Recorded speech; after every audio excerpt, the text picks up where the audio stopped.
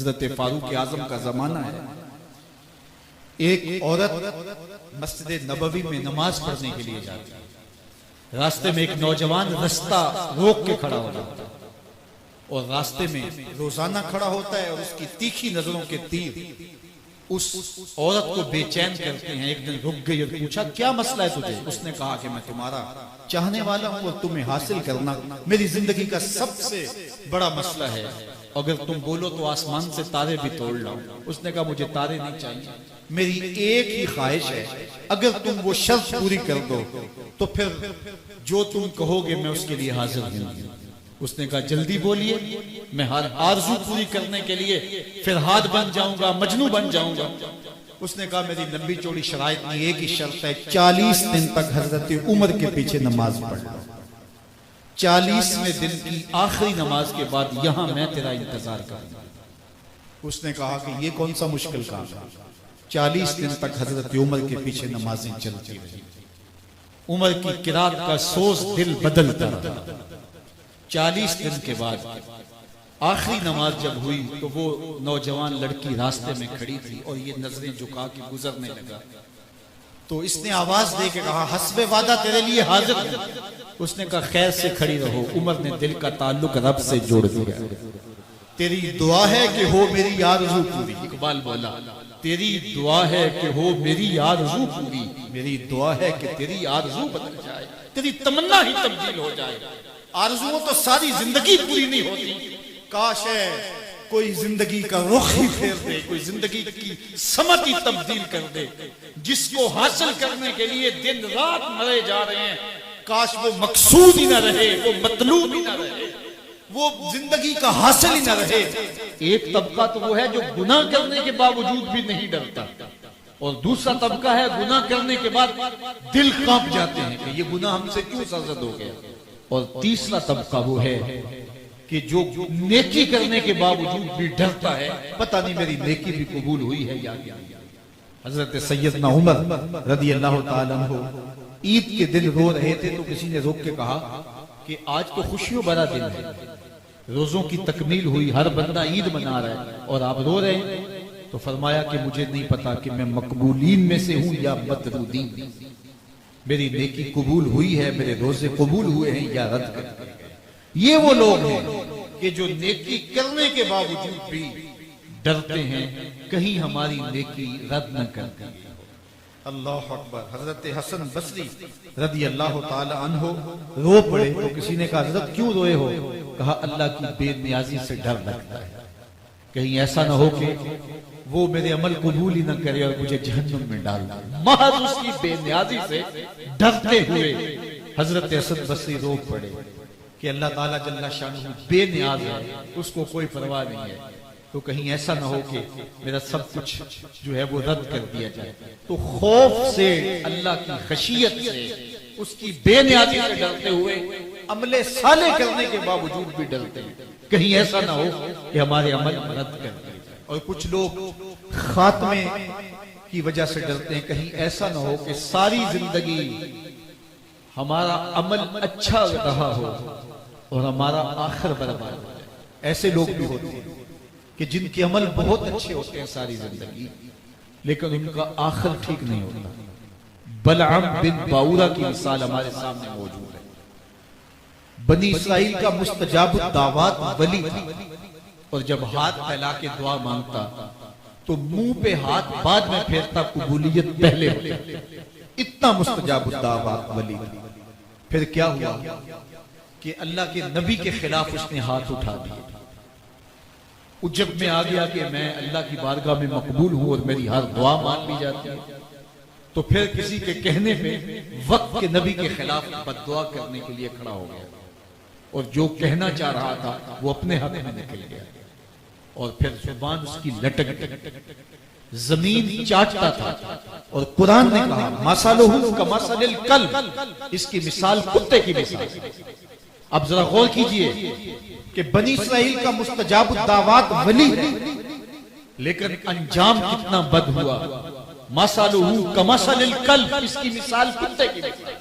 इसीलिए मियां साहब बोले, पढ़ने उत्ते मान करीना ते ना आखी मैं पढ़िया, ओ जब्बार कहार सदावे मता रोड़ देवे दुध कड़े। कितने लोग किस कमाल पर पहुंचे होते हैं, लेकिन अंजाम, कमाल उसका है जिसका अंजाम ठीक हो गया। रंगा रंग सुहेलियां परन कड़े, पर प्रया उसका जानिए जिसका तोड़ चढ़े। हजरत अबू मुलैका रज़ी अल्लाह ताला अन्हु फरमाते हैं, बुखारी किताबुल ईमान में ये रिवायत है, फरमाते हैं मैं 30 असहाबे रसूल से मिला हूं।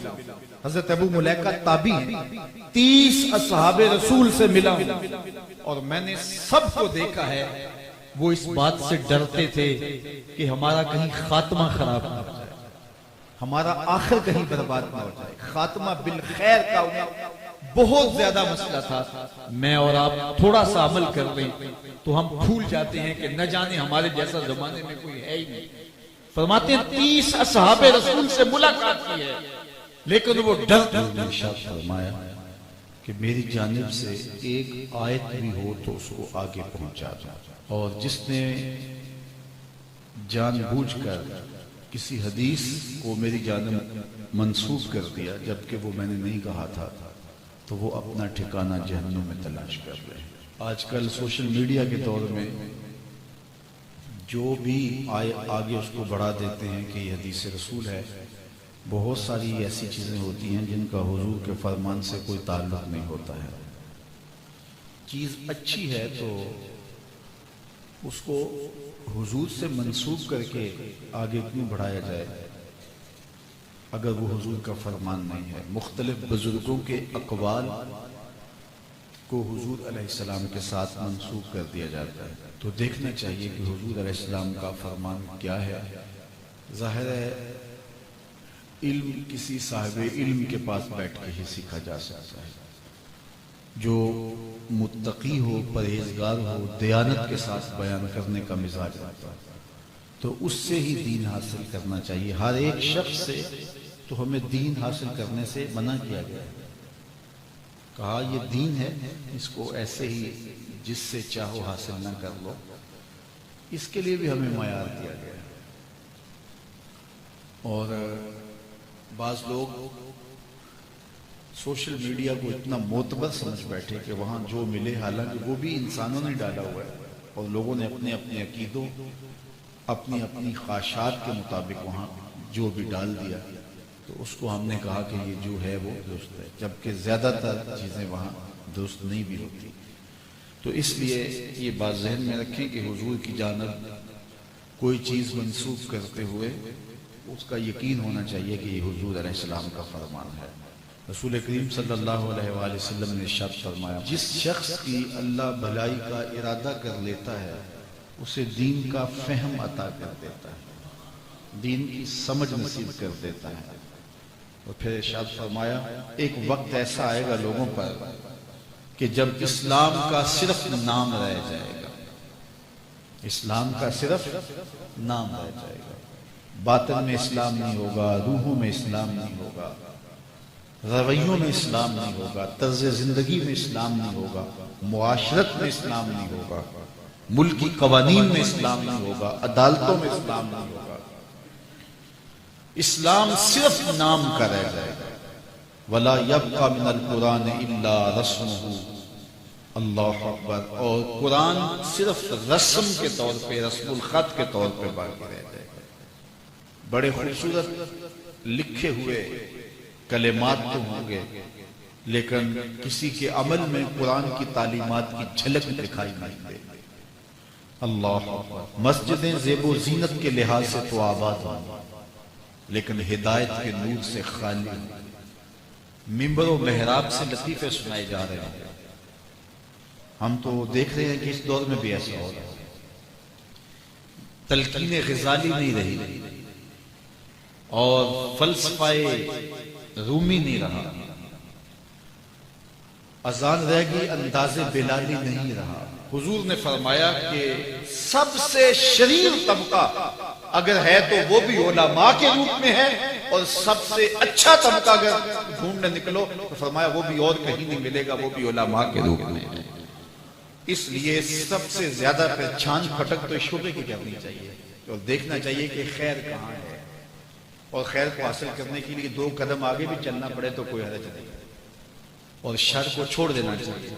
हुजूर ने इरशाद फरमाया, अल्लाह के नजदीक सबसे ज्यादा लोगों में जो शरीर शख्स है, कदर मंजलत के लिहाज से क़यामत के दिन सबसे शरीर शख्स वो होगा